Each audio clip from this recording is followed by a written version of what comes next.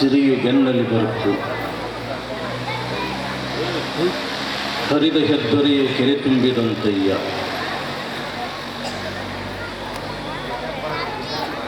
ಅರಸು ಪರಿವಾರ ಕೈವಾರ ನೋಡಯ್ಯ. ನೆರೆಯದ ವಸ್ತು ನೆರೆವುದೂ ನೋಡಯ್ಯ. ಪರಮ ನಿರಂಜನನ ಮರೆವ ಕಾಲಕ್ಕೆ ತುಂಬಿದ ಹರವಿಗೆ ಕಲ್ಲು ಕೊಂಬಂತೆ ಕೂಡಲ ಸಂಗಮದೇವ. ಪ್ರಥಮದಲ್ಲಿ ಮಹಾಮಾನವತಾವಾದಿ ವಿಶ್ವಗುರು ವಿಶ್ವವಂದ್ಯ ಅಣ್ಣ ಬಸವಣ್ಣನವರನ್ನು ಎಲ್ಲ ಪ್ರಮುಖರನ್ನು ಸ್ಮರಣೆ ಮಾಡಿ, ಆರಾಧ್ಯ ಗುರುದೇವರಾದ ಹಾನಗಲ್ಲ ಗುರುಕುಮಾರ ಶಿವಯೋಗಿಗಳವರ ಶ್ರೀಚರಣಗಳನ್ನು ಮಸ್ತಕದ ಮೇಲೆ ಧರಿಸಿ, ಶಿವಮೆಚ್ಚುವಂತೆ ಬಸವ ಪುರಾಣ ಬರೆದ ಭೀಮಕವಿಗಳವರನ್ನು ಸ್ಮರಿಸಿ,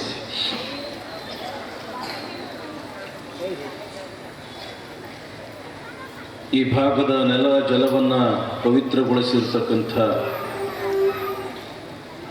ಈ ಶ್ರೀ ಪೀಠ ಪರಂಪರೆಯಲ್ಲಿ ತೊಳಗಿ ಬೆಳಗಿದ ಎಲ್ಲ ಮಹಾಪೂಜ್ಯರನ್ನು ಸ್ಮರಣೆ ಮಾಡಿ, ಲಿಂಗೈಕ್ಯ ರಾಜಗುರು ಪ್ರಭುರಾಜೇಂದ್ರ ಮಹಾಸ್ವಾಮಿಗಳವರ ಜನ್ಮ ಶತಮಾನೋತ್ಸವದ ಅಂಗವಾಗಿ ಬಸವ ಪುರಾಣ ನಿತ್ಯವೂ ದಿವ್ಯ ಸಾನ್ನಿಧ್ಯ ವಹಿಸಿ ನಮಗೂ ನಿಮಗೂ ದರ್ಶನ ಆಶೀರ್ವಾದ ದಯಪಾಲಿಸುತ್ತಿರುವ ಈ ಮಠದ ಪರಮ ಪೂಜ್ಯರು ತಾವು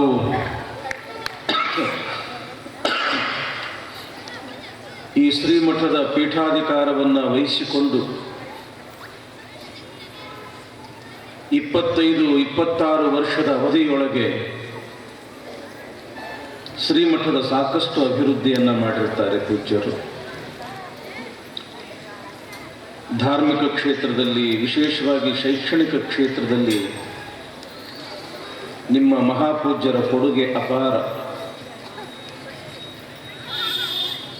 ಸುತ್ತಮುತ್ತ ಸುಮಾರು ಒಂದು 25-30 ಹಳ್ಳಿಗಳಲ್ಲಿ ಯಾರೇ ಕರೀಲಿ, ಯಾವತ್ತಿಗೆ ಕರೀಲಿ, ಯಾವುದೇ ಕಾರಣಕ್ಕೆ ಕರೆದರೂ ಕೂಡ ಅತ್ಯಂತ ಪ್ರೀತಿಯಿಂದ ದಯಮಾಡಿಸಿ ಆ ಸದ್ಭಕ್ತರನ್ನು ಹರಸಿ ಹಾರೈಸಿ ಬರತಕ್ಕಂಥ ದೊಡ್ಡ ಗುಣ ಶ್ರೀಮ ನಿರಂಜನ ಪ್ರಣವ ಸ್ವರೂಪ ಶಂಕರ ರಾಜೇಂದ್ರ ಮಹಾಸ್ವಾಮಿಗಳು. ಅಂತಹ ಪರಮ ಪೂಜ್ಯರ ಶ್ರೀಪಾದಗಳಲ್ಲಿ ಅನಂತ ಪ್ರಣಾಮಗಳನ್ನು ಸಮರ್ಪಿಸಿ, ಈ ಮಹಾಪೂಜ್ಯರ ಅತ್ಯಂತ ಆತ್ಮೀಯ ಸ್ನೇಹಿತರು, ಲಿಂಗ ಪೂಜಾನಿಷ್ಠರು, ತಪೋಧನರು, ಶಾಪಾನುಗ್ರಹ ಸಮರ್ಥರು ಕೂಡ ಹೌದು. ಅಂತಹ ಖೇಡಗಿ ವಿರಕ್ತ ಮಠದ ಶ್ರೀಮನ್ ನಿರಂಜನ ಪ್ರಣವ ಸ್ವರೂಪ ಶಿವಬಸವ ರಾಜೇಂದ್ರ ಮಹಾಸ್ವಾಮಿಗಳವರ ಶ್ರೀಪಾದಗಳಲ್ಲೂ ಅನಂತ ಪ್ರಣಾಮಗಳು. ಬೆಳಗಾವಿ ಭಾಗದಲ್ಲಿ ಧಾರ್ಮಿಕ ಮತ್ತು ಶೈಕ್ಷಣಿಕ ಕ್ರಾಂತಿಯನ್ನೇ ಮಾಡಿರ್ತಕ್ಕಂಥ ಮುನವಳ್ಳಿ ಸೋಮಶೇಖರ ಮಠದ ಪರಮ ಪೂಜ್ಯ ಮುರುಗೇಂದ್ರ ಮಹಾಸ್ವಾಮೀಜಿಯವರ ಶ್ರೀಪಾದಗಳಲ್ಲೂ ಅನಂತ ಪ್ರಣಾಮಗಳು. ಶಿವಾದ್ವೈತ ಪಂಡಿತರು, ಶ್ರೇಷ್ಠ ಪ್ರವಚನಕಾರರಾಗಿರ್ತಕ್ಕಂಥ ಶಟಸ್ಥಲ ಬ್ರಹ್ಮ ಅಡವಿ ಸಿದ್ದೇಶ್ವರ ಶಿವಾಚಾರ್ಯರ ಶ್ರೀಪಾದಗಳಲ್ಲೂ ಅನಂತ ಪ್ರಣಾಮಗಳು. ಆತ್ಮೀಯ ಸಾಧಕರಾದ ಅಮರೇಶ್ವರ ದೇವರಲ್ಲಿ, ಶಿವಬಸವ ದೇವರಲ್ಲಿ, ನಿರುಪಾದಿ ದೇವರಲ್ಲಿ ಅನಂತ ಶರಣಾರ್ಥಿಗಳು. ಕಲಾಬಳಗವೇ ಇವತ್ತು ವಿಶೇಷವಾಗಿ ನಮ್ಮ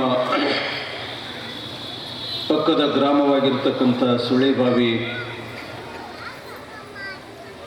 ಹಿರೇಯರನಕೇರಿ, ಬೇವಿನಮಟ್ಟಿ, ಇನ್ನೂ ಅನೇಕ ಗ್ರಾಮಗಳಿಂದ ಆಗಮಿಸಿರ್ತಕ್ಕಂಥ ಸದ್ಭಕ್ತ ಶ್ರೇಷ್ಠರೇ, ಇಲ್ಲಿ ಕೂಡಿರ್ತಕ್ಕಂಥ ಎಲ್ಲ ಶರಣರೇ, ತಾಯಂದಿರೇ, ಮಕ್ಕಳೇ, ಎಲ್ಲರಿಗೂ ಶರಣಾರ್ಥಿಗಳು. ಭಾಳ ಚಲೋ ಅಂದಿರಿ, ಮಾತಾಡಬಾರ್ದಷ್ಟ. ಎಲ್ಲರೂ ಕೊಳ್ಳಾಗ ರುದ್ರಾಕ್ಷಿ ಹಾಕ್ಕೊಳ್ಳಕತ್ತೀರಿ, ವಿಭೂತಿ ಹಚ್ಕೊಳ್ಳಕತ್ತೀರಿ. ನಿನ್ನೆ ಒಂದು ಪ್ರಸಂಗ ನಡೀತು. ಪಾದಯಾತ್ರೆ ಮಾಡಿಕೊಂಡು ಬರ್ತಕ್ಕಂಥ ಸಮಯದೊಳಗೆ ಒಂದು ಹುಡುಗ ಒಂದು 100 ರೂಪಾಯಿ ನೋಟ ನಮಗೂ ಕೊಟ್ಟ. ಯಾಕೋ ತಮ್ಮ ಅಂಥೇಳಿ ಕೇಳಿದೆ. ಇಲ್ರಿ ಅಜ್ಜಾರ, ಇಲ್ಲಿ ಹಾದ್ಯಾಗ ಬಿದ್ದಿತ್ರಿ, ಯಾರ್ದಿತ್ತೋ ಗೊತ್ತಿಲ್ಲ. ಮತ್ತು ನೀನ ಜೇಬ್ನಾಗ ಇಟ್ಕೋಬಹುದಾಗಿತ್ತಲ್ಲೋ, ನಮ್ಗೆ ಯಾಕೆ ಕೊಟ್ಟಿ ಅಂತ ಕೇಳಿದೆ. ನಮ್ಗೇನು ಬಿಡ್ರಿ ಅಜ್ಜಾರ, ನಮ್ಮ ಅವ್ವಪ್ಪ ಕೊಡಿಸ್ತಾರ, ಅದು ದುಡ್ಡು ಯಾರು ಬಿದ್ದಿತ್ತೋ ಏನೋ, ಅಂಥ ದುಡ್ಡು ನಾ ಯಾಕೆ ಮುಟ್ಟಬೇಕ್ರಿ? ನಿಮಗೆ ಕೊಟ್ಟರೆ ಅದು ದಾಸೋಹಕ್ಕೆ ಮುಟ್ಟಿಸ್ತೀರಿ ಮಠಕ್ಕೆ, ಅದಕ್ಕೆ ನಾನು ನಿಮಗೆ ಕೊಡಾಕತ್ತೀನಿ. ಸಣ್ಣ ಮಕ್ಕಳಲ್ಲಿಯೂ ಕೂಡ ಬಸವ ಪುರಾಣ, ಇಲ್ಲಿ ಕಾಯಕ, ದಾಸೋಹ, ಪಾಠ, ಪ್ರವಚನ ಒಂದಿಷ್ಟು ಅವ್ರ ತಲೆಯಾಗ ಹೊಕ್ಕೊಳ್ಳಕತ್ತೈತಲ್ಲ, ಇದು ಬಹಳ ದೊಡ್ಡ ಮಾತದು. ಹೀಗಾಗಿ ಆ ಮಕ್ಕಳಂದ್ರೆ ದೇವರು. ಇಷ್ಟೇ ಸ್ವಲ್ಪ ಕಿಡಿಗಿಡಿತನ ಇರ್ತದ, ವಯಸ್ಸು ಸಣ್ಣದು, ಮಂಗನಾಟ ಇರೋದ.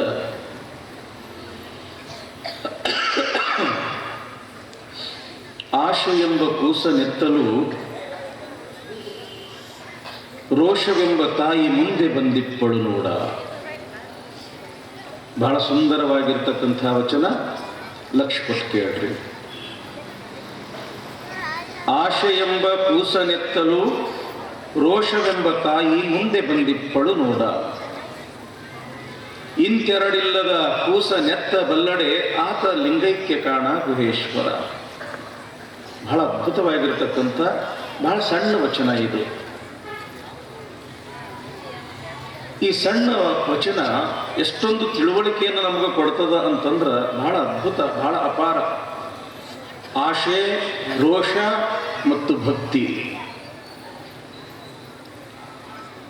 3 ವಿಚಾರವಾಗಿ ಕೇವಲ 3 ಸಾಲಿನ ವಚನ. ಎಂಥ ಜ್ಞಾನ! ಆಶೆ ಎಂಬ ಕೂಸನೆತ್ತಲು ರೋಷವೆಂಬ ತಾಯಿ ಮುಂದೆ ಬಂದಿಪ್ಪಳು ನೋಡ. ಆಶೆ ಅಂದರೆ ಎಲ್ಲರಿಗೂ ಕೂಡ ಗೊತ್ತು. ಲೌಕಿಕ ವಿಷಯದ ಸುಖದ ಲಾಲಸೆಗೆ ಆಶೆ ಅಂತ ಕರೀತಾರೆ. ಅಂದ್ರೆ ನೋಡಿದ ಕೂಡಲೇ ಯಾವ ವಸ್ತು ನಮ್ಗೆ ಆಕರ್ಷಣೆ ಆಗ್ತದ, ಆ ವಸ್ತು ನಮ್ಗೆ ಬೇಕನ್ನೋ ಭಾವಕ್ಕೆ ಆಶೆ ಅಂತ ಕರೀತಾರೆ. ಮೊನ್ನೆ ವಿಚಾರ ಬಂದಿತ್ತು, ಆಶೆ ಎಂತಕ್ಕಂಥದ್ದು ಅದು ನಾವ ಆಗಿರ್ಬೋದು, ನೀವ ಆಗಿರ್ಬೋದು, ಪ್ರತಿಯೊಬ್ಬರಿಗೂ ಕೂಡ ಆಶೆ ಎಂತಕ್ಕಂಥದ್ದು ಇರ್ತದೆ, ಇಲ್ಲ ಅಂತಲ್ಲ. ಅನ್ನ ಇರಲಾರ್ದೆ ಕೆಲವೊಂದು ದಿವಸ ಬದುಕಬಹುದು, ನೀರು ಇಲ್ಲದೆ ಕೆಲವೊಂದು ದಿವಸ ಬದುಕಬಹುದು, ಗಾಳಿ ಇಲ್ಲದೆ ಕೆಲವೊಂದು ಸಮಯನೂ ಕೂಡ ನಾವು ಬದುಕಬಹುದು. ಆಶೆ ಮತ್ತು ಭರವಸೆ ಇವೆರಡೂ ಇದ್ದಿದ್ದಿಲ್ಲ ಅಂತಂದ್ರೆ ಮನುಷ್ಯನಿಗೆ ಬದುಕಕ್ಕಾಗುವುದಿಲ್ಲ. ಆದರೆ ಆ ಆಶೆ ಯಾವ ಪ್ರಮಾಣದೊಳಗೆ ಇರಬೇಕು, ಆ ಆಶೆ ದುರಾಶೆಗೆ ಮಾರ್ಗ ಮಾಡಿ ಕೊಡ್ತು ಅಂತಂದ್ರೆ ಎಂಥ ಅನಾಹುತಕ್ಕೆ ಕಾರಣ ಆಗ್ತದ ಅನ್ನೋದನ್ನು ಇಲ್ಲಿ ಶರಣರು ಹೇಳ್ತಾರೆ.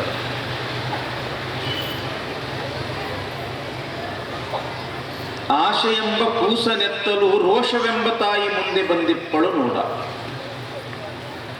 ತಾಯಿ ಮತ್ತು ಮಗುವಿನ ಸಂಬಂಧ ಎಷ್ಟು ಅಮೂಲ್ಯರೇವ, ಎಷ್ಟು ಅಪರೂಪ, ಎಷ್ಟೊಂದು ಅವಿನಾಭಾವ. ಮಗುವಿಗೆ ಸ್ವಲ್ಪ ತೊಂದರೆ ಆಯ್ತು ಅಂತಂದ್ರೆ ಮೊದಲು ಓಡಿ ಬರೋರು ಯಾರು? ಅವ್ವ, ತಾಯಿನ ಓಡಿ ಬರ್ತಾಳಲ್ಲ. ತಾಯಿಗೂ ಮಗುವಿಗೂ ಅದೊಂದು ಬಹಳ ಅದ್ಭುತ ಸಂಬಂಧ. ಅದು 9 ತಿಂಗಳ 9 ದಿವಸ ಆ ಮಗುವನ್ನ ತನ್ನ ಹೊಟ್ಟೆಯಲ್ಲಿ ಇಟ್ಕೊಂಡು ತನ್ನ ಇಡೀ ರಕ್ತವನ್ನ ಆ ಮಗುವಿಗೋಸ್ಕರ ಹಂಚಿಕೊಂಡು ತನ್ನ ಇಡೀ ಜೀವವನ್ನೇ ಮಗುವಿನ ಸಲುವಾಗಿ ಪಣಕ್ಕಿಟ್ಟು ಆ ಮಗುವನ್ನು ಹೆತ್ತಿರ್ತಾಳೆ ಆ ತಾಯಿ. ಒಂದಲ್ಲ ಎರಡಲ್ಲ, ನಾನಾ ರೀತಿಯ ಕಷ್ಟ ಕಾರ್ಪಣ್ಯಗಳನ್ನು ಎದುರಿಸಿ ಇಷ್ಟೊಂದು ಕಷ್ಟಪಟ್ಟು ಹಡಲಿರ್ತಕ್ಕಂಥ ಆ ಮಗುವಿನನ್ನ ಸಹಜವಾಗಿಯೇ ತಾಯಿ ಬಿಟ್ಟುಕೊಡುವುದಿಲ್ಲ. ನನ್ನ ಮಗುನೇ ಪ್ರಾಣ, ಆ ಪ್ರಾಣವೇ ನನ್ನ ಮಗು ಅಂತ ತಿಳ್ಕೊಂಡಿರ್ತಾಳ ತಾಯಿ. ಹೀಗಾಗಿ ತಾಯಿಗೂ ಮತ್ತು ಮಗುವಿಗೂ ಬಹಳ ಅಪರೂಪದ ಸಂಬಂಧ, ಅನನ್ಯವಾಗಿರತಕ್ಕಂಥ ಸಂಬಂಧ. ಮಗುವಿಗೆ ಯಾವ ರೀತಿಯಾಗಿ ಪೆಟ್ಟ ಆತು ಅಂತಂದ್ರೆ ಹೆಂಗ ತಾಯಿ ಓಡಿ ಓಡಿ ಬರ್ತಾಳ, ಆಶೆ ಎಂಬ ಕೂಸನೆತ್ತಲು ರೋಷವೆಂಬ ತಾಯಿ ಮುಂದೆ ಬಂದಿಪ್ಪಳು ನೋಡ. ಇಲ್ಲಿ ಆಶೆ ಎಂಬತಕ್ಕಂಥದ್ದು ಕೂಸಿದ್ದಂಗ, ಮಗು ಇದ್ದಂಗ. ಇಲ್ಲಿ ರೋಷ ಅನ್ನೋದು ಏನದಲ್ಲ, ತಾಯಿ ಇದ್ದಂಗ. ಮಗುವಿಗೆ ಪೆಟ್ಟಾಯ್ತು ಅಂತಂದ್ರೆ ಹೆಂಗ ತಾಯಿ ಓಡೋಡಿ ಬರ್ತಾಳೋ ಹಂಗ ಆಶೆಗೆ ಪೆಟ್ಟಾಯ್ತು ಅಂತಂದ್ರೆ ರೋಷ ಓಡೋಡಿ ಬರ್ತದ. ರೋಷ ಅಂದ್ರೆ ಗೊತ್ತಲ್ಲ, ಸ್ವಾಭಾವಿಕವಾಗಿರ್ತಕ್ಕಂಥ ಸಹಜವಾಗಿರ್ತಕ್ಕಂಥ ಸಿಟ್ಟು ರೋಷ ಅನ್ಸೋದಿಲ್ಲ. ಅದರೊಳಗ ಸಾತ್ವಿಕ ಸಿಟ್ಟು, ತಾಮಸ ಸಿಟ್ಟು ಅಂತದ. ಸಾತ್ವಿಕ ಸಿಟ್ಟಿಗೆ ರೋಷ ಅನ್ನೋದಿಲ್ಲ, ತಾಮಸ ಸಿಟ್ಟಿಗೆ ರೋಷ ಅಂತ ಕರೀತಾರ. ಸೇಡಿಡುದು ಅಂತಾರಲ್ಲ, ಸೇಡು, ಬಿಡುದಿಲ್ಲ ನಿನ್ನ, ಬಿಡುದಿಲ್ಲ ನಿನ್ನ ನೋಡೇ ಬಿಡ್ತೀನಿ ಒಂದು ಕೈ ಅಂತಾರಲ್ಲ. ಇದು ರೋಷ, ಇದು ಸೇಡು ಇಡ್ತಕ್ಕಂಥ ಭಾವ, ಇದು ಬಹಳ ಕೆಟ್ಟ ಅಂತಾರ ಶರಣರು. ಆಶೆಗೆ ಪೆಟ್ಟು ಬಿತ್ತು ಅಂತಂದ್ರೆ ರೋಷ ಬರ್ತದ. ಹೆಂಗ್ರಿ ಅಜ್ಜಾರ ನಮಗೆ ಗೊತ್ತಾಗ, ಒಂದು ಸ್ವಲ್ಪ ತಿಳಿಸಿ ಹೇಳ್ರಿ.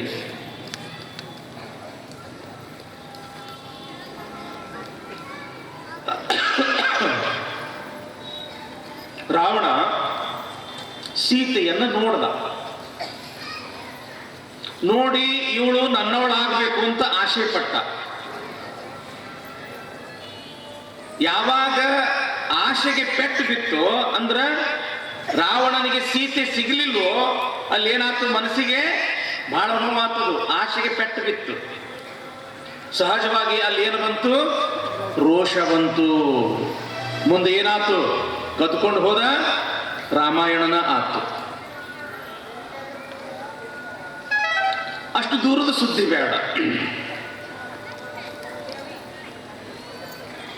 ಸುಮಾರು ಒಂದು 10-12 ವರ್ಷದ ಹಿಂದೆ ಆದ ಘಟನೆ ಹೇಳ್ತೀನಿ. ಹೆಂಗಿರ್ತದೆ ಇದು ಆಶೆ ಮತ್ತು ರೋಷ.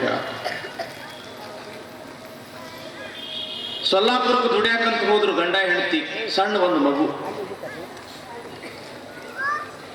ಅಲ್ಲಿ ಇವು ಚಾದರ, ಜಮಖಾನಿ, ಇವು ಫ್ಯಾಕ್ಟ್ರಿಗಳು ಬಹಳ.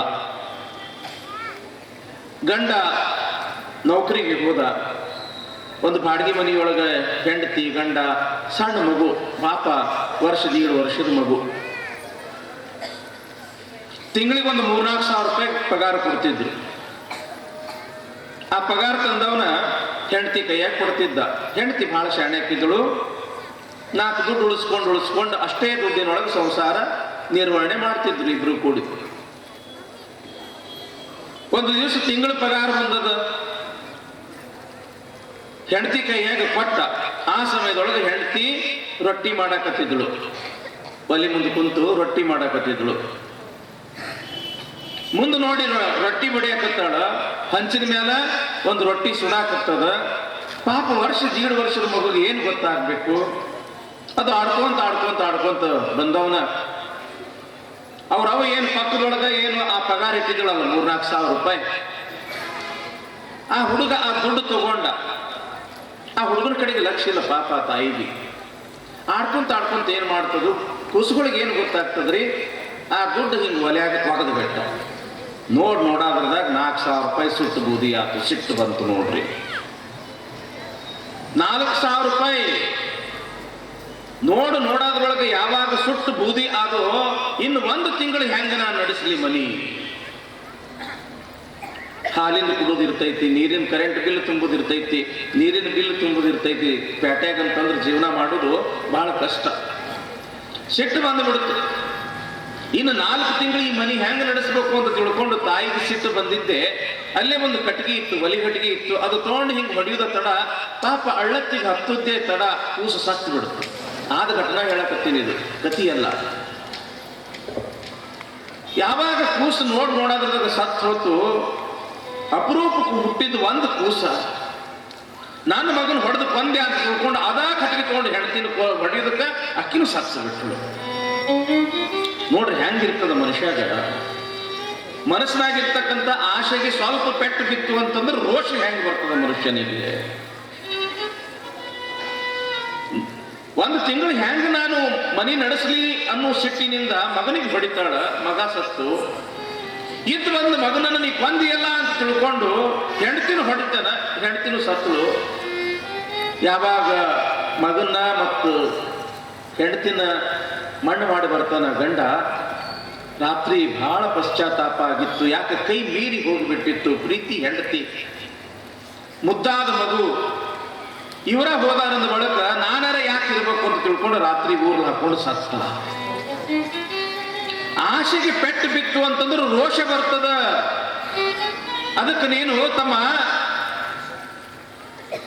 ಮೊದಲ ಆಶೆ ಮಾಡಕ್ಕೆ ಹೋಗಬೇಡ. ಒಂದೇ ಮಾತ, ಒಂದು ವೇಳೆ ಮಾಡಿದ್ರು ಕೂಡ ಸಿಟ್ಟು ಅನ್ನೋದು ನಿನ್ನ ಹತೋಟಿಯೊಳಗೆ ಇರಲಿ, ನಿನ್ನ ಆಧೀನದೊಳಗೆ ಇರಲಿ ಸಿಟ್ಟ. ಹಿರಿಯರು ಹೇಳ್ತಿರ್ತಾರೆ ನೋಡು, ಏ ತಮ್ಮ ಸಿಟ್ಟಿನ ಕೈಯಾಗ ಬುದ್ಧಿ ಕೊಡಬೇಡ ಅಂತ ಹೇಳ್ತಿರ್ತಾರೆ ಮಾತ. ಹಿರಿಯರ ಮಾತ ಅದು ವೇದವಾಕ್ಯ. ಅದು ಹಿರಿಯರ ಮಾತು ಕೇಳಬೇಕು ಅಂತ ಯಾಕೆ ಹೇಳ್ತಾರ? ಇಂಥದಕ್ಕೆ ಹೇಳ್ತಾರ. ಆಶೆ ಎಂಬ ಕೂಸನೆತ್ತಲು ರೋಷವೆಂಬ ತಾಯಿ ಮುಂದೆ ಬಂದಿಪ್ಪಳು ನೋಡ. ಒಂದು ಸುಧಾನೋ ತರಂಗನೋ ಮಾಸಪತ್ರಿಕೆ ಬರ್ತಾವಲ್ಲ, ಅದರೊಳಗೊಂದು ಸುದ್ದಿ ಬಂದಿತ್ತು. ಇಲ್ಲೇ ಸಮೀಪದ ಹುಬ್ಬಳ್ಳಿ ಸುದ್ದಿ. ಮಾರುತಿ ಕಾರ್ ತರ್ತಾನ ಅಪ್ಪ, ಹೆಂಡತಿ ಗಂಡ ಎಲ್ಲರೂ ಕೂಡ ಏನ್ ಮಾಡ್ತಿರ್ತಾರ? ಆ ಕಾರ್ ಪೂಜೆ ಮಾಡ್ತಿರ್ತಾರ. ಒಂದು 5-6 ವರ್ಷದ ಮಗ ಅದು. ಅದೇ ಈಗ LKG ಹೋಗ್ತಿತ್ತೋ UKG ಹೋಗ್ತಿದ್ದೋ ಗೊತ್ತಿಲ್ಲ. 6-7 ವರ್ಷದ ಮಗು ಬಹುತೇಕ. ಒಂದು ಕಲ್ಲು ತಗೊಂಡು ಆ ಹೊಸ ಕಾರ್ ಏನು ತಂದಿದ್ನಲ್ಲ ಅವರಪ್ಪ, ಅದ್ರ ಮೇಲೆ ಗೀಚಾಕತ್ತಾನ. ಹೊಸ ಕಾರ ಈಗ ತಾನೇ ಪೂಜೆ ಮಾಡಿವಿ, ಕಲ್ಲು ತಗೊಂಡು ಅದ್ರ ಮೇಲೆ ಗೀಚಾಕತ್ತಿ ಅಂತ ತಿಳ್ಕೊಂಡು ಹಿಂಗ ನೆಟ್ಟಿಗೆ ಹೊಡೆಯುವ ತಡ ಕೂಸು ಸತ್ತು. ಮಕ್ಕಳನ್ನ ಯಾಕೆ ಹೂವಿನಂಗ ಜೋಪಾನ ಮಾಡ್ಬೇಕು ಅಂತ ಹೇಳಂತಾರಂತಂದ್ರ ಸೂಕ್ಷ್ಮ, ಅವರು ಬಹಳ ಸೂಕ್ಷ್ಮ. ಅದ್ರದಾಗ ಈ ಜಗ ಬಹಳ ಸೂಕ್ಷ್ಮ ಇರ್ತದ. ಅಲ್ಲಿ ಪೆಟ್ಟು ಬಿತ್ತು ಅಂತಂದ್ರೆ ಬಹಳ ಕಷ್ಟ. ಯಾವಾಗ ಕೂಸು ಸತ್ತು ದುಃಖ ಆಗ್ತದ. ಮರುದಿವ್ಸ ಗಾಡಿ ತೊಳೆಯಾಳಿಗೆ ನೋಡ್ತಾನ, ಏನು ಗೀಚಾನ ನನ್ನ ಮಗ ಅಂತ ತಿಳ್ಕೊಂಡು ನೋಡ್ತಾನ. ಪಪ್ಪ ಐ ಲವ್ ಯು ಅಂತ ಬರೆದಿತ್ತು. ಪಪ್ಪ ಐ ಲವ್ ಯು ಅಂತ ಬರೆದಿತ್ತು. ಕಾಲ ಮಿಂಚಿ ಹೋದ ಬಳಕ ಏನು ಮಾಡಕ್ ಆಗೋದಿಲ್ಲ. ಅದಕ್ಕೆ ನಮ್ಮ ಶರಣರು ಹೇಳ್ತಾರ, ತಮ್ಮ ಆಶೆಗೂ ಮಿತಿ ಇರಲಿ, ರೋಷಕ್ಕಂತೂ ನೀನು ಹೋಗಬೇಡ. ಖಾರ ಉಪ್ಪ ತಿಂತೀವಿ ಅಂತಂದ್ರೆ ಸಿಟ್ಟು ಬರ್ತದ ನಿಜ, ಆದ್ರೆ ಆ ಸಿಟ್ಟಿನ ಮೇಲೆ ಹತೋಟಿ ಇರಲಿ, ಸಿಟ್ಟು ನಿನ್ನ ಆಧೀನದೊಳಗೆ ಇರಲಿ. ಸಿಟ್ಟಿನ ಕೈಯಾಗ ಬುದ್ಧಿ ಕೊಟ್ಟಿ ಅಂತಂದ್ರ ಅನಾಹುತ ತಪ್ಪಿದ್ದಲ್ಲ. ಅದಕ್ಕೆ ಆಶೆ ಮತ್ತು ರೋಷ ನಮ್ಮ ಜೀವನದ ಸುಖ ನೆಮ್ಮದಿಯನ್ನ ಹದಗೆಡಿಸ್ತಕ್ಕಂಥದ್ದು. ಅದ್ರದೊಳಗೆ ದೊಡ್ಡವರಿಗಂತೂ ಮೊದಲೇ ಸಿಟ್ಟಿರಬಾರ್ದು ಅಂತ ಹೇಳ್ತಾರೆ. ಯೋಗಿನಾಂ ಕೋಪ ಚಾಂಡಾಲಹ. ಒಂದ್ ವೇಳೆ ದೊಡ್ಡವರಿಗೆ ಸಿಟ್ಟನ್ನೋದು ಹೆಚ್ಚಿಗೆ ಇತ್ತು ಅಂತಂದ್ರ ಕಟಗ ಇದ್ದಂಗಂತ. ಕಟಗ ಆ ಸಿಟ್ಟ ಅವ್ರ ಮನಸ್ಸಿನಾಗ ಕಟಗ ಇದ್ದಂಗಂತ. ಅಂದ್ರೆ ಕೊಲೆಗಡಕ ಅಂತ. ಕಟಗ ಅಂತಂದ್ರೆ ದನ ಕರ ಕಡಿತನಲ್ಲ. ಯೋಗಿನಾಂ ಕೋಪ ಚಾಂಡಾಲ. ಅದಕ್ಕೆ ನಮ್ಮ ಶಿವ ಮಂದಿರದೊಳಗ ಕಾಮ, ಕ್ರೋಧ, ಲೋಭ, ಮೋಹ, ಮದ, ಮತ್ಸರದ ಮ್ಯಾಲ ನಿಮಗೆ ಹಿಡಿತ ಇರಲಿ, ಆ ಅರಿಷಡ್ವರ್ಗಗಳಿಗೆ ನೀವು ಬಲಿ ಆಗ್ಬಾರ್ದು ಅನ್ನೋ ದೃಷ್ಟಿಯಿಂದ ನಮಗಲ್ಲಿ ಏನು ಮಾಡ್ತಾರಂತಂದ್ರ ಆಹಾರನೂ ಸಾತ್ವಿಕ, ವಿಚಾರಗಳು ಸಾತ್ವಿಕ, ವಾತಾವರಣನೂ ಕೂಡ ಸಾತ್ವಿಕ. ನಾವು ಊಟ ಮಾಡ್ತಕ್ಕಂಥ ಆಹಾರ, ನಾವಿರ್ತಕ್ಕಂಥ ವಾತಾವರಣ ಇವೆಲ್ಲವೂ ಕೂಡ ಸಾತ್ವಿಕವಾಗಿ ಇದ್ದಾಗ ಮನಸ್ಸು ಕೂಡ ಸಾತ್ವಿಕವಾಗಿರ್ತದ. ಅಲ್ಲಿ ಆಶೆ ಮತ್ತು ರೋಷಕ್ಕೆ ಆಸ್ಪದ ಇರುವುದಿಲ್ಲ.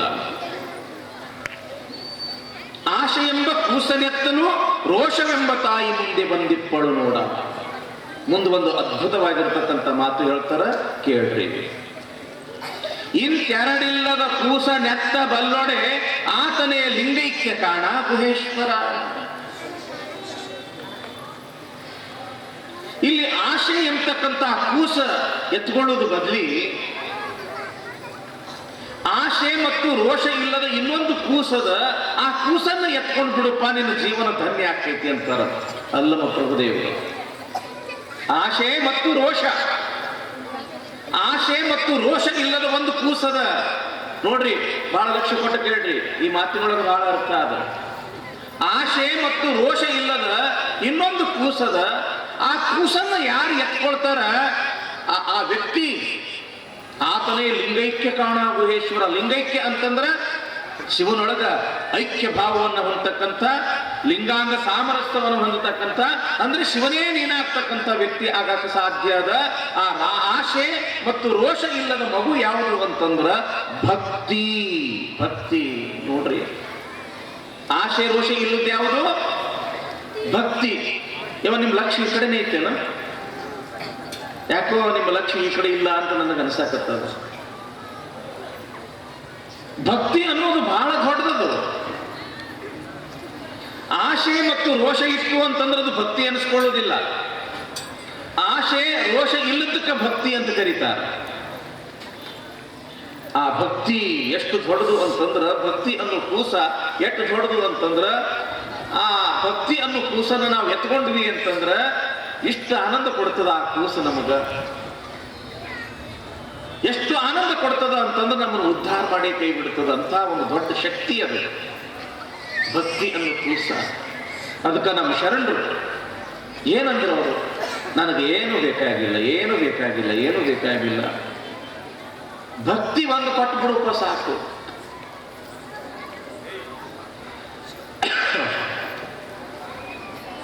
ಕುಂಬಾರ ಗುಂಡಯ್ಯನ ಚರಿತ್ರೆ ಗೊತ್ತೈತೇನ್ರಿ ನಿಮ್ಗೆ? ಕುಂಬಾರ ಗುಂಡಯ್ಯ, ಮೊನ್ನೆ ಅಜ್ಜವರು ಒಬ್ರು ಹೇಳಿದ್ರು, ಕುಂಬಾರ ಗುಂಡಯ್ಯನ ಸಮಾಜ ಇತ್ತು, ಅಲ್ಲಿ ನಾವು ಪಾದಯಾತ್ರೆ ಮಾಡಿ ಬಂದ್ವಿ ಅಂತ. ಎಂಥವನು ಗೊತ್ತದ ಏನು ಕುಂಬಾರ ಗುಂಡಯ್ಯ?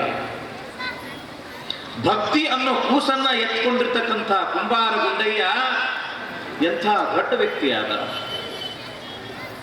ಮೊದಲ ಆ ಊರಿಗೆ ಭಲ್ಲುಕೆ ಅಂತ ಕರೀತಿದ್ರು, ಭಲ್ಲುಕೆ. ಈಗ ನಾವೆಲ್ಲರೂ ಭಾಲ್ಕಿ ಭಾಲ್ಕಿ ಅಂತ ಕರಿತೀವಿ. ಬಸವ ಕಲ್ಯಾಣ ಆಚೆ ಬೀದರ್ ಜಿಲ್ಲಾ. ಆ ಭಾಲ್ಕಿಯಲ್ಲಿ ಕುಂಬಾರ ಗುಂಡಯ್ಯ ಕೇತಲಾದೇವಿ ಅಂತ ತಿಳ್ಕೊಂಡು ಗಂಡ ಹೆಂಡತಿ ಶಿವಭಕ್ತರು.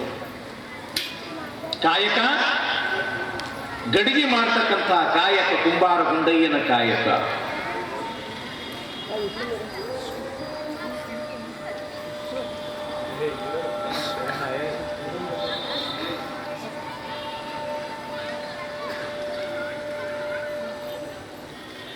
ಪರಮಾತ್ಮನ ನಿಸ್ಸೀಮ ಭಕ್ತ, ಶಿವನ ನಿಸ್ಸೀಮ ಭಕ್ತ ಯಾರು? ಕುಂಬಾರ ಗುಂಡಯ್ಯ. ಕಾಯಕ ಏನು? ಗಡಿಗೆ ಮಾಡು ಕಾಯಕ. ಗಡಿಗೆ ಮಾಡೋದು ನೋಡ್ರಿ ನೀವು, ಕೆಳಗೆ ಚಕ್ರ ಇರ್ತದ, ತಿಗರಿ ಇರ್ತದ, ಒಂದು ದೊಡ್ಡ ಕೋಲ ಇರ್ತದ, ಹದವಾಗಿರ್ತಕ್ಕಂಥ ಮಣ್ಣನ್ನ ಕಲಸಿರ್ತಾರೆ, ಕೆಸರು ಮಾಡಿರ್ತಾರೆ, ಪಕ್ಕದಾಗ ಒಂದಿಟ್ಟು ನೀರು ಇಟ್ಕೊಂಡಿರ್ತಾರೆ, ಒಂದಿಟ್ಟು ದಾರ ಇಟ್ಟಿರ್ತಾರೆ. ಆ ತಿಗರಿಯನ್ನ ಹಿಂಗೆ ತಿರುಗಿಸಿ, ಕೋಲ್ನಿಂದ ತಿರುಗಿಸಿ ಕೆಸರನ್ನ ಆ ಚಕ್ರದ ಮಧ್ಯದೊಳಗೆ ಇಟ್ಟು ಒಂದಿಟ್ಟು ಕೈಗೆ ನೀರು ಹಚ್ಕೊಂಡು ಎಷ್ಟು ಚಂದ ಮಾಡ್ತಾರ ಆ ಗಡಿಗೆ. ಬಹಳ ಅದ್ಭುತ, ನೋಡಾಕ ಕಂಡಿರೋ ಒಂದು ಹಬ್ಬ ಅದು. ಈ ರೀತಿಯಾಗಿ ಗಡಿಗೆಯನ್ನ ಮಾಡಿ ಬಟ್ಟಿಯಲ್ಲಿ ಹಾಕಿ ಆ ಗಡಿಗೆಯನ್ನ ಸುಟ್ಟು, ಈ ಗಡಿಗೆ ಚಲೋ ಸುಟ್ಟೈತೆ ಇಲ್ಲೋ ಅಂತ ತಿಳ್ಕೊಂಡು ಆ ಗಡಿಗೆನ ಹಿಂಗೆ ಬಾರಿಸ್ತಿದ್ರು. ಕುಂಬಾರ ಗುಂಡಯ್ಯನು ಹಿಂಗೆ ಬಾರಿಸ್ತಿದ್ರು. ಆ ಗಡಿಗೆ ಚಲೋ ಸುಟ್ಟಿತ್ತು, ಚಲೋ ನಾದ ಬರ್ತಿತ್ತು ಅಂತಂದ್ರೆ ಸುಟ್ಟಿರ್ತಕ್ಕಂಥ ಗಡಿಗೆಯನ್ನ ಹಿಂಗೆ ಹೆಗಲ ಮೇಲೆ ತಗೊಂಡು ಎಷ್ಟು ಚಂದ ಬಾರಿಸ್ಬೇಕು ಕುಂಬಾರ ಗುಂಡಯ್ಯನು. ಹೆಂಗ ನಮ್ಮ ಎಲ್ಲಾ ಲಿಂಗ ತಬಲಾ ಬಾರಿಸ್ತಾನಲ್ಲ, ಹಂಗ ಅವ್ರು ಗಡಿಗೆ ಬಾರಿಸ್ತಿದ್ರು ಕುಂಬಾರ ಗುಂಡಯ್ಯನ. ಬಹಳ ಚಂದ ಬಾರಿಸ್ತಿದ್ರು. ಆ ತಾಳಕ್ಕೆ ತಕ್ಕಂತ ಕುಣಿತಿದ್ರು ಕುಂಬಾರ ಗುಂಡಯ್ಯನವರು. ಅವ್ರು ಬಾರಿಸೋದು ಅಂತಂದ್ರೆ ಕಿವಿಗೆ ಇಂಪ, ಅವ್ರು ಕುಣಿಯುವುದು ಅಂತಂದ್ರೆ ಕಣ್ಣಿಗೆ ನೋಡಾಕ ಬಹಳ ದೊಡ್ಡ ಆನಂದ. ಇಂಥ ಅದ್ಭುತ ಭಕ್ತಿ ಕುಂಬಾರ ಗುಂಡಯ್ಯನ ಭಕ್ತಿ. ಒಂದು ದಿವಸ ಗಡಿಗೆ ಸುಟ್ಟಾರ. ಸುಟ್ಟಿರ್ತಕ್ಕಂಥ ಗಡಿಗೆಯನ್ನ ಹಿಂಗೆ ಬಾರಿಸ್ಯಾರ. ಕಣ್ಣಂತ ಅಗ್ದಿ ಬಹಳ ಮಧುರವಾಗಿರ್ತಕ್ಕಂಥ ನಾದ ಬಂತು. ಆ ಗಡಿಗೆಯನ್ನು ಹೆಗಲ ಮೇಲೆ ಇಟ್ಕೊಂಡು ಹಿಂಗ ನುಡಿಸಾಕತ್ತಾರ. ಆ ನಾದಕ್ಕೆ ಅವರಿಗೆ ಆನಂದ ಆಗಿ ಕುಣಿಯಾಕತ್ತಾರ. ಕುಂಬಾರ ಗುಂಡಯ್ಯನವರು ಕೈಯಿಂದ ಗಡಿಗೆ ಬಾರಿಸ್ತಾರ, ಆನಂದದಿಂದ ಕುಣಿಯಾಕತ್ತಾರ. ಆ ಬಾರಿಸೋದು ಕುಣಿಯುವುದು ಭಕ್ತಿ ಭಕ್ತಿ ಭಕ್ತಿ ಎಷ್ಟು ಅಲ್ಲಿ ಗಟ್ಟಿಗೊಂಡಿತ್ತು ಅಂತಂದ್ರ, ಈತ ಬಾರಿಸ್ತಕ್ಕಂಥ ನಾದ ಕೈಲಾಸದಲ್ಲಿ ಇರ್ತಕ್ಕಂಥ ಪರಮಾತ್ಮನಿಗೆ ಮುಟ್ಟುತ್ತಂತ. ಇಲ್ಲಿ ಭೂಲೋಕದೊಳಗೆ ಕುಂಬಾರ ಗುಂಡಯ್ಯ ತಾಳಕ್ಕೆ ತಕ್ಕಂಗ ಹೆಂಗ ಕುಣಿಯಾಕತ್ತಾನ, ಈ ತಾಳಕ್ಕೆ ತಕ್ಕಂಗ ಕೈಲಾಸದಾಗಿರ್ತಕ್ಕಂಥ ಪರಮಾತ್ಮನೂ ಕೂಡ ಕುಣಿಯಾಕ ಶುರು ಮಾಡದ್ನಂತ. ಮೊದಲೇ ನಮ್ಮ ಶಿವ ನಟರಾಜ ಅಂತ ಕರೆದಾರ. ಏನದು ಆ 8 ಕೈಗಳಿಂದ ಥಕಥೈ ಅಂತ ಶಿವ ನಾಟ್ಯ ಮಾಡಕತ್ರ ನೋಡ್ಬೇಕು. ಆ ಕುಣಿತಕ್ಕಂಥ ಸಮಯದೊಳಗೆ ಜಡೆಯಲ್ಲಿರ್ತಕ್ಕಂಥ ಗಂಗೆ ಒಂದೇ ಸವನು ಹೊಯ್ದಾಡ್ತಿರ್ತಾಳ. ಕೊಳಾಗಿರ್ತಕ್ಕಂಥ ಆ ನಾಗರ ಹಾವು ಒಂದೇ ಸವನ ಅದನ್ನು ಕೂಡ ಅತ್ತ ಇತ್ತ ಹೊಯ್ದಾಡ್ತಿರ್ತದ. ಕೈಯಲ್ಲಿ ಇರ್ತಕ್ಕಂಥ ಡಮರುಗ ಒಂದೇ ಸವನ ಅದ್ಭುತವಾಗಿ ನಾದ ಮಾಡ್ತಿರ್ತದ. ಇನ್ನೊಂದು ಕೈ ಆ ತ್ರಿಶೂಲವನ್ನು ಹಂಗ ತಿರುಗಿಸ್ತಿರ್ತದ. ಏನು ನೋಡ್ಬೇಕದು ನಟರಾಜನ ನಾಟ್ಯ. ಕೊಳ್ಳಾಗಿರ್ತಕ್ಕಂಥ ಆ ರುಂಡಮಾಲೆಗಳು ಒಂದೇ ಸವನು ಬೊಬ್ಬೆ ಇಡ್ತಾವಂತ. ಇವ ಆನಂದದಿಂದ ಕುಣಿತಾ ಇದ್ರೆ ಕೊಳ್ಳಾಗಿರ್ತಕ್ಕಂಥ ರುಂಡ ಮಾಲೆಗಳು ಬೊಬ್ಬೆ ಇಕ್ಕಬೇಕು. ಭೂಲೋಕದೊಳಗ ಆ ಬಾಲ್ಕಿಯೊಳಗ ಕುಂಬಾರ ಗುಂಡಯ್ಯ ಕುಣಿತಾ ಇದ್ರ ಕೈಲಾಸದೊಳಗ ಪರಮಾತ್ಮ ಕುಣಿತಿದ್ದ ಅಂತ. ಪಾರ್ವತಿ ನೋಡ್ತಾಳ, ಆಶ್ಚರ್ಯ ಆಗ್ತದ. ಏನು ಪರಮಾತ್ಮ, ಇಡೀ ಪ್ರಪಂಚಕ್ಕೆ ಕುಣಿಸ್ತಕ್ಕಂಥವನು ನೀನು, ನಿನಗೆ ಯಾರು ಕುಣಿಸಾಕತ್ತಾರ? ಮೈ ಮರ್ತ ಇಷ್ಟೇನು ಕುಣಿಯಾಕತ್ತಿ ಅಂದಾಗ ಶಿವ ಅಂತನಂತ, ಪಾರ್ವತಿ ಭೂಲೋಕದೊಳಗೊಬ್ಬ ಕುಂಬಾರ ಗುಂಡಯ್ಯ ಅನ್ನವ ಅದಾನ, ಬಹಳ ಭಕ್ತಿವಂತ, ಬಹಳ ನಿಷ್ಠಾವಂತ. ನಾ ಅಂದ್ರೆ ಪಂಚಪ್ರಾಣ. ನೋಡು ಎಷ್ಟು ಅದ್ಭುತವಾಗಿ ಆತ ಗಡಿಗೆಯನ್ನ ಬಾರಿಸಕತ್ತಾನ, ಎಷ್ಟು ಅದ್ಭುತವಾಗಿ ಕುಣಿಯಾಕತ್ತಾನ ನೋಡು ಅಂತ ಕೈಲಾಸದಿಂದಲೇ ಪಾರ್ವತಿಗೆ ತೋರಿಸಿದಾಗ ಅಬ್ಬಬ್ಬ ಅಂತಳಂತ ಪಾರ್ವತಿ ದೇವಿ. ಪಾರ್ವತಿ, ನನಗೂ ಅವನ ಜೊತೆಗೆ ಹೋಗಿ ಕುಣಿಯುವಂಗ ಆಸೆ ಆಗ್ಯದ, ನಾನು ಭೂಲೋಕಕ್ಕೆ ಹೋಗ್ತೀನಿ ಅಂತ ತಿಳ್ಕೊಂಡು ಶಿವ ಹೇಳಿದಾಗ ನೀವ ಹೋದ ಒಳಕ ನಿಮ್ಮ ಬೇನ್ ಹತ್ತಿ ನಾನು ಬರ್ತೀನಿ ಅಂತ ಪಾರ್ವತಿನೂ ಕೂಡ. ಯಾವಾಗ ಪರಮೇಶ್ವರ ಪಾರ್ವತಿ ಇಬ್ರು ಭೂಲೋಕಕ್ಕೆ ಹೋಗಬೇಕು ಅಂತ ತಯಾರಾದ್ರು, ಅಲ್ಲಿರ್ತಕ್ಕಂಥ ಗಣಪ, ಷಣ್ಮುಖ, ಅಲ್ಲಿರ್ತಕ್ಕಂಥ ನಂದಿ, ಭೃಂಗಿ, ದೇವತೆಗಳೆಲ್ಲರೂ ನಾವು ನೋಡ್ತೀವಿ ಕುಂಬಾರ ಗುಂಡಯ್ಯ ಹೆಂಗ್ ಕುಣಿತಾನಂತ ತಿಳ್ಕೊಂಡು ಎಲ್ಲರೂ ಬಂದ್ರಂತ. ಆವಾಗ ಶಿವ, ನೀವೆಲ್ಲರೂ ಇಲ್ಲೇ ಆಕಾಶ ಮಾರ್ಗದೊಳಗ ಇದ್ಕೊಂಡು ಕುಂಬಾರ ಗುಂಡಯ್ಯ ಹೆಂಗ ಕುಣಿತಾನ ನೀವು ನೋಡ್ತಾ ಇರ್ರಿ ಅಂತ ತಿಳ್ಕೊಂಡು ಹೇಳದ್ನಂತ. ಆವಾಗ ಶಿವ ಏನ್ ಮಾಡ್ತಾನಂತಂದ್ರ, ಒಂದು ಲಿಂಗದ ಸ್ವರೂಪದೊಳಗ ಕುಂಬಾರ ಗುಂಡಯ್ಯನ ಮನೆಯ ಅಂಗಳದೊಳಗ ಪ್ರಕಟ ಆಗಿಬಿಟ್ಟ ಅಂತ. ಯಾವ ಸ್ವರೂಪದೊಳಗ? ಲಿಂಗ ಸ್ವರೂಪದೊಳಗ. ಹೆಂಗ ಈಗ ಕೂಡಲ ಸಂಗಮನಾಥ ಲಿಂಗ ಎಷ್ಟು ಅದ್ಭುತ ಅದಲ್ಲ ಸಂಗಮದೊಳಗ, ಅಂತ ಒಂದು ಲಿಂಗದ ಸ್ವರೂಪದೊಳಗ ಕುಂಬಾರ ಗುಂಡಯ್ಯನ ಮನೆಯ ಅಂಗಳದೊಳಗ ಪರಮಾತ್ಮ ಪ್ರಕಟ ಆದ. ಅದನ್ನು ನೋಡಿದ ಕುಂಬಾರ ಗುಂಡಯ್ಯ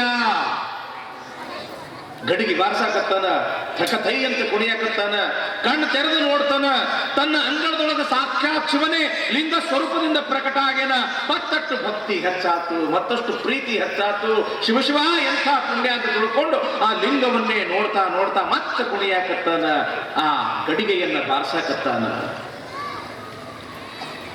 ಈತ ಬಾರಿಸ್ತಕ್ಕಂಥದ್ದು, ಈತ ಕುಣಿತಕ್ಕಂಥದ್ದು, ಬಾಯಿಂದ ಶಿವ ಅಂತ ತಿಳ್ಕೊಂಡು ಶಿವನನ್ನ ಹಾಡ್ತಕ್ಕಂಥದ್ದು ನೋಡಿ ಶಿವನಿಗೆ ತಡ್ಕೊಳ್ಳಕ್ಕಾಗ್ಲಿಲ್ಲ. ನಿಜವಾಗಿಯೂ ದೂರ ಕೂಡ ಆ ಲಿಂಗದಿಂದ ಪ್ರಕಟವಾಗಿ ಗುಂಡಯ್ಯನನ್ನು ನೋಡ್ತಾ ಶಿವನೇ ಕುಣಿಯಾಕ ಶುರು ಮಾಡ್ಯಾನ. ಇದನ್ನ ನೋಡ್ದ ಕುಂಬಾರ ಗುಂಡಯ್ಯ, ಅಬ್ಬಬ್ಬಾ ಎಂಥ ಪುಣ್ಯ, ನನ್ನ ಮನೆಯ ಅಂಗಳದೊಳಗೆ ಸಾಕ್ಷಾತ್ ಪರಮಾತ್ಮನೇ ಕುಣಿಯಾಕತ್ತಾನಂತ ತಿಳ್ಕೊಂಡು ಪರಮಾತ್ಮನನ್ನು ನೋಡಿ ಗುಂಡಯ್ಯ ಕುಣಿತನ, ಗುಂಡಯ್ಯನ ನೋಡಿ ಪರಮಾತ್ಮ ಕುಣಿತನ. ಒಬ್ಬರಿಗೊಬ್ಬರು ನೋಡ್ತಾ ಕುಣಿಯಾಕತ್ತಾರ. ಏನ್ ಅವನು ನಗುತ್ತಾನ, ಇವನು ನಗುತ್ತಾನ. ಅಬ್ಬಬ್ಬ ನೋಡ್ಬೇಕು ಇಬ್ರು ಕುಣಿಯೋದು. ಯಾವಾಗ ಮತ್ತು ಶಿವ ಮತ್ತು ಇಬ್ಬರು ಕುಣಿಯಾಕತ್ತರು. ಮ್ಯಾಲಿರ್ತಕ್ಕಂಥ ದೇವಾನು ದೇವತೆಗಳಿಗೂ ಕೂಡ ತಡ್ಕೊಳಕ್ಕಾಗ್ಲಿಲ್ಲ. ಖುಷಿ ಹೆಚ್ಚಾಗಿ ಅವರು ಕೂಡ ಕುಣಿಯಾಕ ಶುರು ಮಾಡಿದ್ರು. ಗಣಪ ಕುಣಿಯಾಕ ಶುರು ಮಾಡ್ದ, ಷಣ್ಮುಖ ಕುಣಿಯಾಕ ಶುರು ಮಾಡ್ದ, ದೇವಾನು ದೇವತೆಗಳು ಕುಣಿಯಾಕತ್ತರು.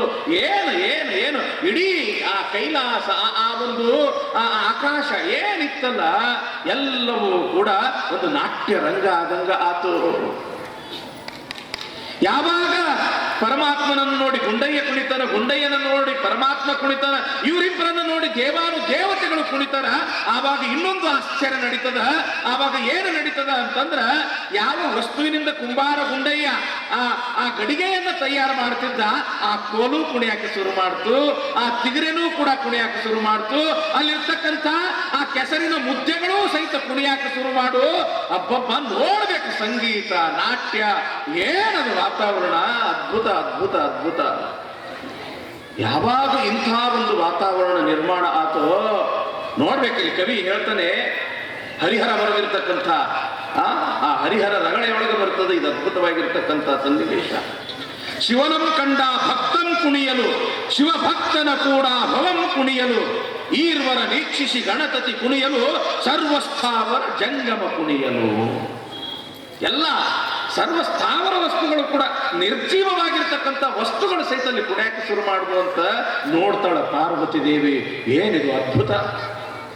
ನನ್ನ ಜೀವಮಾನದೊಳಗೆ ಇಂಥ ಅದ್ಭುತ ದೃಶ್ಯವನ್ನು ನಾನು ನೋಡಿಲ್ಲಲ್ಲ. ಗುಂಡಯ್ಯನ ಭಕ್ತಿ ಎಂಥದ್ದು, ಭಕ್ತನ ಮೇಲೆ ಇರ್ತಕ್ಕಂಥ ಪ್ರೇಮ ಎಂಥದ್ದು ಶಿವನಿಗೆ. ನಿಜವಾಗ್ಲೂ ಕೂಡ ಇದು ಬಹಳ ದೊಡ್ಡದು. ಹಿಂಗ ಬಿಟ್ಟರೆ ಮತ್ತೆ ಮುಂದೇನಾದ್ರೂ ಅನಾಹುತ ಆದೀತು ಅಂತ ತಿಳ್ಕೊಂಡು ಆಕಾಶದ ಮಾರ್ಗದಲ್ಲಿ ಇರ್ತಕ್ಕಂಥ ಪಾರ್ವತಿ ದೇವಿ ಆ ಗುಂಡಯ್ಯನ ಅಂಗಳಕ್ಕೆ ಬಂದು ಕುಣಿತಾ ಇರ್ತಕ್ಕಂಥ ಆ ಪರಮೇಶ್ವರನ ಭುಜವನ್ನ ತಟ್ಟಿ, ಶಿವ ಭಗವಂತ ಶಂಕರ ಎಚ್ಚರನಾಗು ಎಚ್ಚರನಾಗು ಅಂತ ತಿಳ್ಕೊಂಡು ಕುಣಿತದಲ್ಲಿಯೇ ಮೈ ಮರೆತಿರ್ತಕ್ಕಂಥ ಶಿವನನ್ನ ಎಚ್ಚರ ಮಾಡ್ತಾಳಂತ. ಆವಾಗ ಎಚ್ಚರಗೊಂಡಿರ್ತಕ್ಕಂಥ ಆ ಶಂಕರ ಗುಂಡಯ್ಯನನ್ನು ನೋಡಿ ಅವನ ಹೆಗಲ ಮೇಲೆ ಕೈ ಇಟ್ಟು, ಮಸ್ತಕದ ಮೇಲೆ ಹಸ್ತವನ್ನು ಇಟ್ಟು, ಏನು ಗುಂಡಯ್ಯ, ಎಂಥ ಭಕ್ತಿ ಗುಂಡಯ್ಯ ನಿಂದು, ನನ್ನ ಕುಣಿಸ್ಬಿಟ್ಟಲ್ಲ ಗುಂಡಯ್ಯ ನೀನು, ಕೈಲಾಸದಲ್ಲಿ ಇರ್ತಕ್ಕಂಥ ನನ್ನನ್ನು ಭೂಲೋಕಕ್ಕೆ ಕರ್ಕೊಂಡು ಬಂದಿಲ್ಲ ಗುಂಡಯ್ಯ ನೀನು, ನಿನ್ನ ಭಕ್ತಿ ಬಹಳ ದೊಡ್ಡದು, ನಿನ್ನ ಭಕ್ತಿಗೆ ಮೆಚ್ಚಿನಿ ಗುಂಡಯ್ಯ, ನಿನಗೆ ಏನು ಬೇಕು ಅದು ಕೇಳು ಅಂದಾಗ ಕುಂಬಾರ ಗುಂಡಯ್ಯ ಅಂತನಂತ, ಯಪ್ಪ ಯಾ ಪದವಿ ಗಿದವಿ ಅದು ಇದು ತಗೊಂಡು ನಾ ಏನು ಮಾಡಲಿ, ನನಗೇನೂ ಬೇಕಾಗಿಲ್ಲ, ಶಿವಶಿವ ಶಿವಶಿವ ಶಿವಶಿವ ಅನ್ಕೊಂತ ನಿನ್ನ ಭಕ್ತಿಯನ್ನ ಮಾಡ್ತಾ ಮಾಡ್ತಾ ನಿನ್ನ ಭಕ್ತಿ ನಿನ್ನ ನಾಮಸ್ಮರಣೆ ಮಾಡ್ತಾ ಕಾಯಕವನ್ನ ಮಾಡ್ತಕ್ಕಂಥ ಶಕ್ತಿ ಕೊಡೆ ಹೊರತು ಕಾಯಕವನ್ನು ಬಿಟ್ಟು ನನಗೆ ಮತ್ತೊಂದೇನು ಕೊಡಬೇಡ ಅಂತಾನು ಕುಂಬಾರ ಗುಂಡಯ್ಯ. ಕಾಯಕವೇ ಕೈಲಾಸ, ಕಾಯಕ ಒಂದಿದ್ರೆ ಸಾಕು, ನನಗೆ ಉಳಿದಿದ್ದೇನೂ ಬೇಕಾಗಿಲ್ಲ ಅಂತಾರೆ ಕುಂಬಾರ ಗುಂಡಯ್ಯನವರು. ಆವಾಗ ಶಿವ ಹೌದಪ್ಪ ಹೌದು, ನಿಜವಾಗ್ಲೂ ನಿನ್ನ ಭಕ್ತಿ ಬಹಳ ದೊಡ್ಡದು ಅಂತ ತಿಳ್ಕೊಂಡು ನೀನು ಅಮರನಾಗು ಅಂತ ತಿಳ್ಕೊಂಡು ಭಗವಂತ ಆಶೀರ್ವಾದ ಮಾಡ್ತಾರಂತ ಕುಂಬಾರ ಗುಂಡಯ್ಯನವರಿಗೆ. ಯಾಕೆ ಈ ಮಾತು ಹೇಳ್ತೀನಿ ಅಂತಂದ್ರೆ, ಭಕ್ತಿ ಅನ್ನೋದನ್ನ ಎಷ್ಟು ದೊಡ್ಡದು, ಪರಮಾತ್ಮನನ್ನೇ ನಮ್ಮ ಹತ್ರ ಕರ್ಕೊಂಡು ಬರ್ತಕ್ಕಂಥ ದೊಡ್ಡ ಶಕ್ತಿ ಇರೋದೇ ಭಕ್ತಿಗೆ.